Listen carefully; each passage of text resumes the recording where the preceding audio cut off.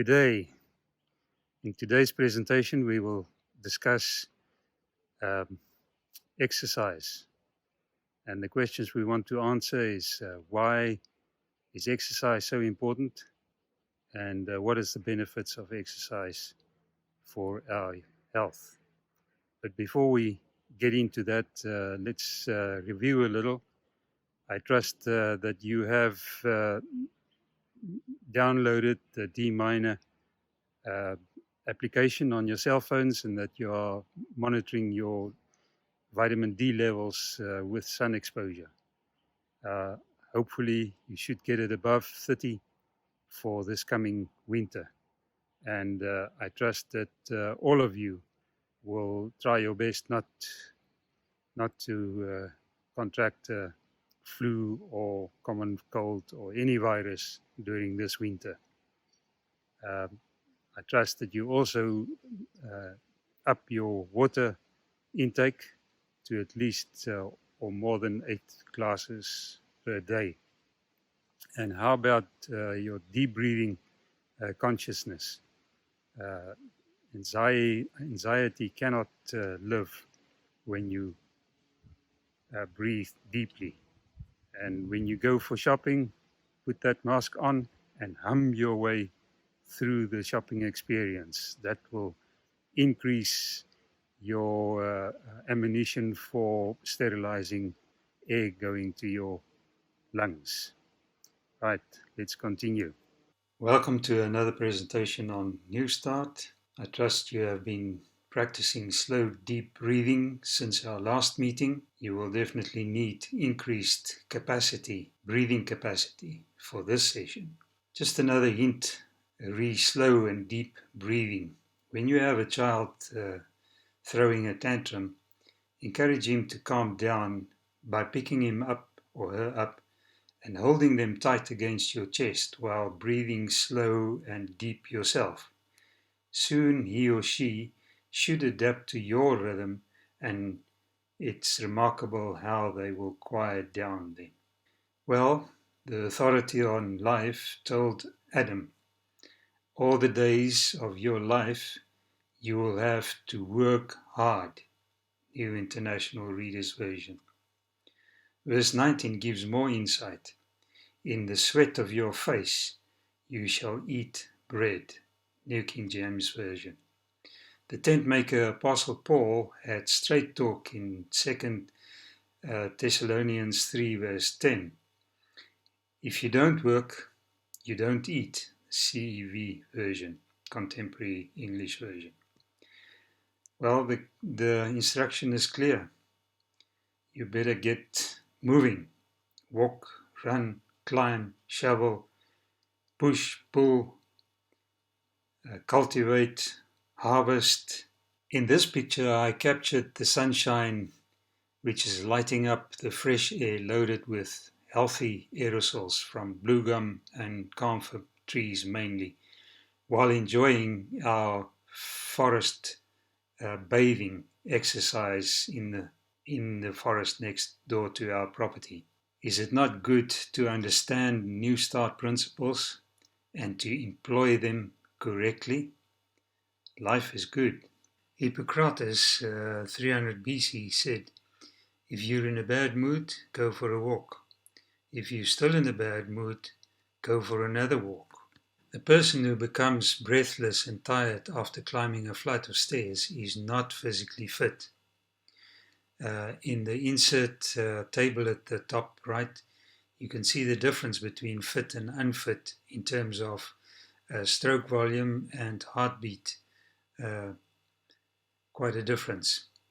Physical activity is any movement of the body that causes your muscle to contract and your heart rate to increase. Everyday activities such as carrying groceries, vacuuming, walking, climbing a flight of stairs, all are physical activities. Aerobic exercise, which means exercise in the presence of oxygen or needing oxygen, causes several changes in skeletal muscle. Mitochondria increase in number. The fibers make more myoglobin, and more capillaries surround the fibers. These changes result in greater resistance to fatigue and more efficient metabolism. Aerobic exercise also benefits heart muscle.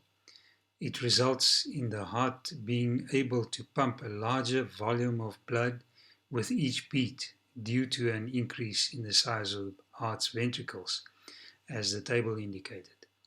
To remain healthy, muscles must be used. The condition in which muscle mass is lost is called atrophy.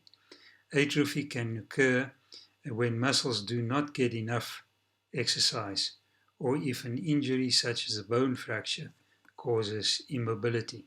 Here you can see a active and a non-active brain due to exercise. In this study, teen fitness was linked to a higher IQ. Being physically fit at age of 18 is linked to a higher IQ, a new study finds. The researchers also showed that fitness predicts greater educational and professional achievement later in life. It now appears that compulsory military training did young South Africans a lot of good back in the 70s. Exercise can also help you score higher in your mathematics classes. A lack of physical activity, particularly among children in the developing world, is one of the major causes of obesity. A growing number of studies support the idea that physical exercise is a lifestyle factor that might lead to increased physical and mental health throughout life. And in the graphs here below, you can see the relationship between mathematics score and aerobic capacity. A graph from the same study showing highly significant cognitive benefit for exercise, controlled spatial and speed task measurements. In conclusion, the article states that there is a converging evidence at the molecular, cellular, behavioral, and systems level that physical activity participation is beneficial to cognition. Such evidence highlights the importance of promoting physical activity across the lifespan to reverse obesity and disease trends, as well as to prevent or reverse cognitive or neural decline. Accordingly, physical activity can serve to promote health and function in individuals, while also lessening the health and economic burden placed on society. No wonder then that Time magazine of September 1, 2016 posted a front cover stating the exercise cure, fitting then to quote a British statesman who lived in the 1800s, who said, "Those who think they have no time for bodily exercise will sooner or later have to find time for illness." This is a picture and news clipping printed in the Boerlander, April 2017, about Dr. Eric Webster, who at age 89 ran his 14th Two Oceans half marathon. And he was also requested to open the event with prayer. He actually has done that for the past 27 years. He said, "It has been a great blessing for my physical, my mental, and my spiritual health." Another example comes from the USA. Mavis Lindgren, at the age of 62, already suffered 4 bouts of pneumonia. As a retired nurse, she was encouraged to take responsibility of her health. She started out slow, but from the age of 70 up to the age of 90, she ran 75 marathons in competition. At 80 years old, Loma Linda University tested her heart and lung efficiency to be the same as that of a 22-year-old woman. After I started running, I never had another cold and I was never sick another day. Many aspects of aging have to do with personal choice. I looked at South African stats, but what I could find was skewed by infectious diseases such as HIV and tuberculosis, which causes deaths in South Africa to be proportionally much, much higher than for the USA. The second highest index for South Africa goes under so-called ill-defined. So I will use USA statistics for the sake of this study. In this slide, you can see, which comes from the American Journal of Medicine, the authors noted that poor diet and physical inactivity likely will overtake tobacco soon as the leading cause of death. In this graph, you can see that tobacco is the highest factor, all-cause death, and inactivity diet is the second highest. According to the authors, the potential to reduce preventable death through lifestyle changes is not matched by current social commitment or adequate public health outreach and resources. In this slide from a YouTube channel, Every Body Walk documentary, at least 400,000 Americans die of sudden cardiac arrest each year, a preventable disease. This was a 20-year follow-up study on frequency, type, and volume of leisure time physical activity and the relationship with risk of coronary heart disease in young women. The results indicated that 150 minutes per week exercise lower the risk of heart attack by 45%. This association was not modified by weight, emphasizing that it is important for normal weight, overweight, and obese to be physically active. Diseases that can benefit from exercise is, amongst others, Alzheimer's disease, Parkinson's disease, stroke, cancer, psychosis, both in adults and in children, obesity, diabetes, cardiovascular disease, and frailty syndrome. A Stanford runners study ran from 1984 up to 2005. At the beginning of the study, the identified subscribed 538 runners ran an average of about 4 hours a week. After 21 years, their running time declined to an average of just over 1 hour a week, but they were still reaping the benefits from running. Both study groups, in other words, the runners and the control group, became more disabled after the 21 years of aging. But for runners, the onset of disability was slower and started later. Runners' initial disability was 16 years later than non-runners. Not only did running delay disability, but the gap between the runners and the non-runners' abilities got bigger with time. The now famous Farmington study by Boston University has been investigating lifestyle and cardiovascular health since 1948. More than 5,000 participants for more than 3 generations. One of the outcomes is the evidence that low physical activity is associated with a higher risk for dementia in older individuals, suggesting that a reduced risk of dementia and higher brain volume may be additional health benefits of maintaining physical activity into old age. This review is on osteoporosis and exercise. And the conclusion was that cross-sectional studies have shown a positive correlation between bone mineral density and exercise. Intervention studies suggest that high-impact exercises are better at increasing bone mineral density. High impact will be such as running.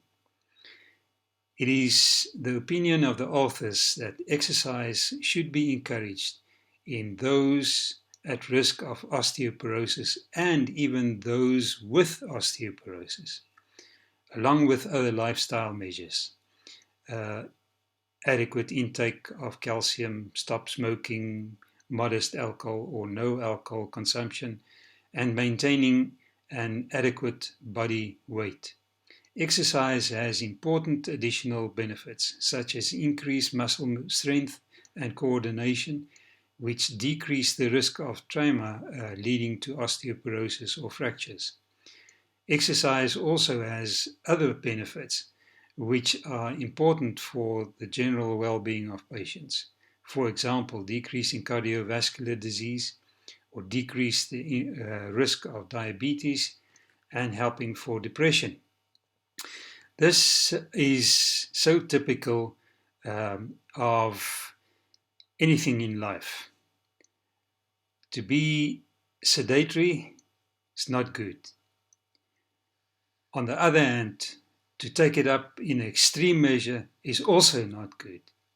So be moderate in whatever you do.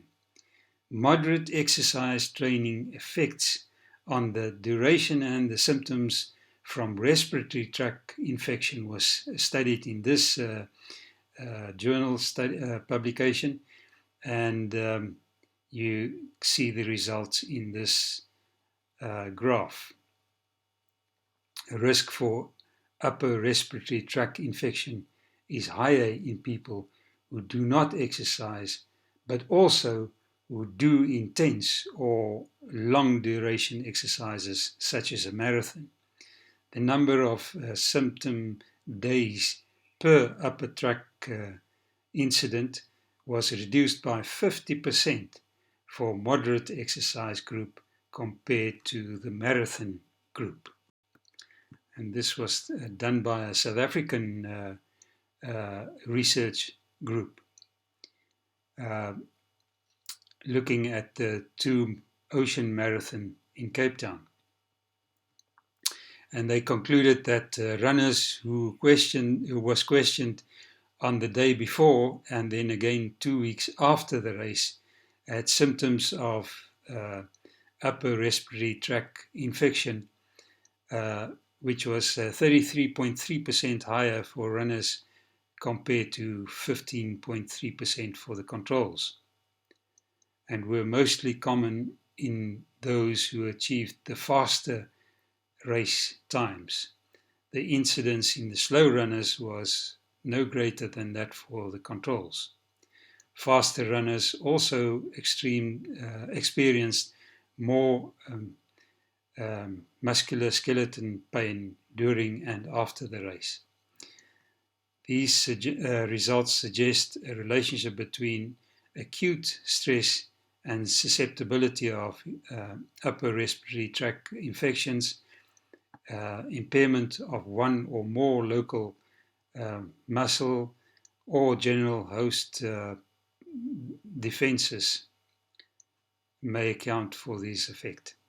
This is a dose-response curve for activity against mortality risk. Activity is standardized in terms of energy consumption. I will explain the MET in the next slide, but do notice that the curve again shows that you can exercise too much. Any movement is exercise, but energy consumption can differ greatly. So it is only natural that somebody started to work on a compendium for standard units.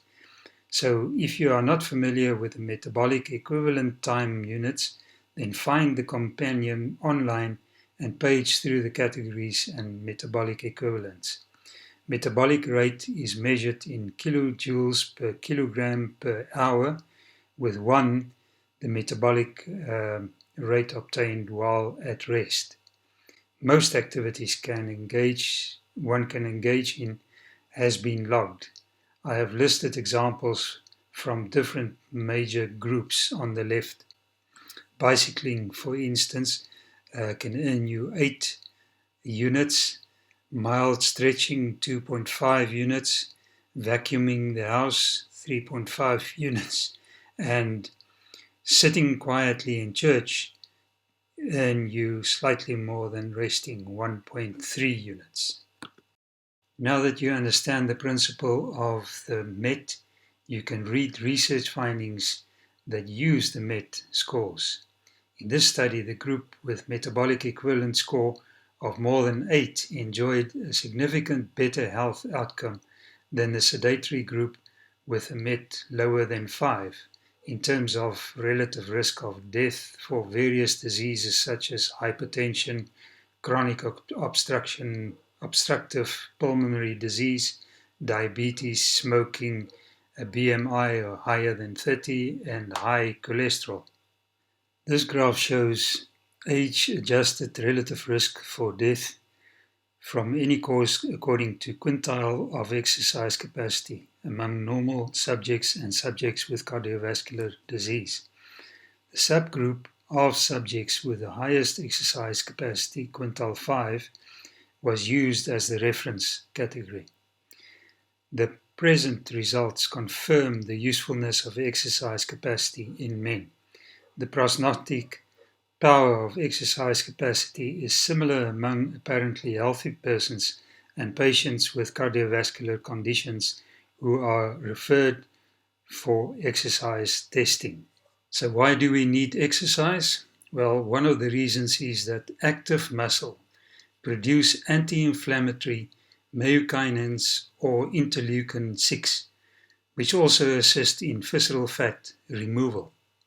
Type 2 diabetes, cardiovascular disease, colon cancer, breast cancer, dementia, and depression constitute a cluster of diseases which is now defined as the disease zone of physical inactivity. Physical inactivity appears to be an independent and a strong risk factor for accumulation of visceral fat, which again is a source of systematic inflammation. Chronic inflammation is involved in the pathogenesis of insulin resistance, arteriosclerosis, neurodegeneration, and tumor growth. The finding that muscles produce and release meiokinins provides a conceptual basis to understand the mechanisms whereby exercise influences metabolism and exerts anti-inflammatory effects. The title of this article is Telomeres and Lifestyle Factors, Roles in Cellular Aging. This is more good news. Exercise maintain telomere integrity. Telomeres act as end caps for chromosomes and protect the chromosomes from end weathering. Telomere shortening or weathering may be predictive in risks for diseases and early mortality. In this research publication, it was shown that telomerase inactivation accelerates aging. Telomerase is the enzyme responsible for maintaining of the telomere length by addition of guanine-rich repetitive sequences. This study found a strong association between physical fitness and telomere length in 944 patients with coronary heart disease. After adjusting for other patient characteristics, including markers for cardiac disease severity, physical inactivity, participants with low exercise capacity, that is, with METs lower than 5, had a 94% greater odds of having short telomere length than those with high exercise capacity, greater than 7 METs. This study demonstrated for the first time a strong relationship between physical fitness and telomere length.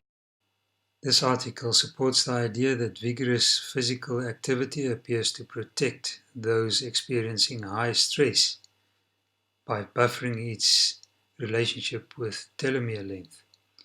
We propose pathways through which physical activity acts to buffer stress effects. In this article, overall physical activity was significantly and meaningfully associated with telomere length in US men and women.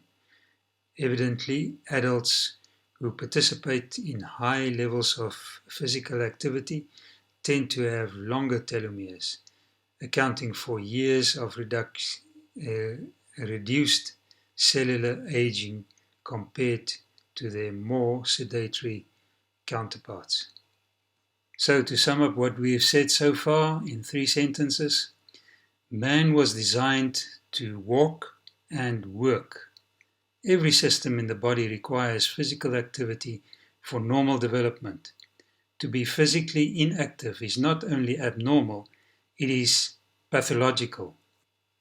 According to the American College of Sports Medicine, estimated 150 minutes per week of moderate intensity exercise will decrease heart disease by 40%, stroke by 27%, diabetes by 50%, high blood pressure by 50%, breast cancer by 50%, colon cancer by 60%, Alzheimer's disease by 33%, and as effective as Prozac or behavioral therapy for depression.